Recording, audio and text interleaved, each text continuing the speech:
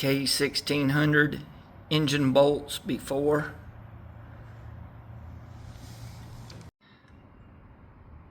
Just to give you some comparison, old versus new.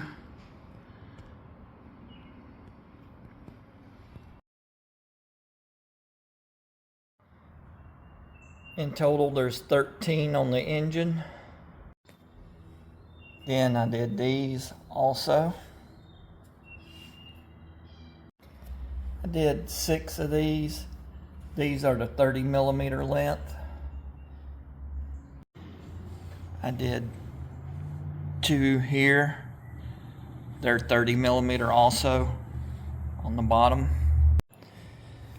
So 13 25mm on the engine.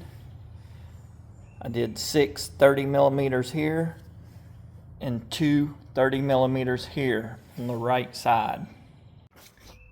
On the left side, it's real easy. There's 3 here that's 25mm, 1 here that's 30. Before, after. After on the left side. I used some 1/4" stainless steel washers.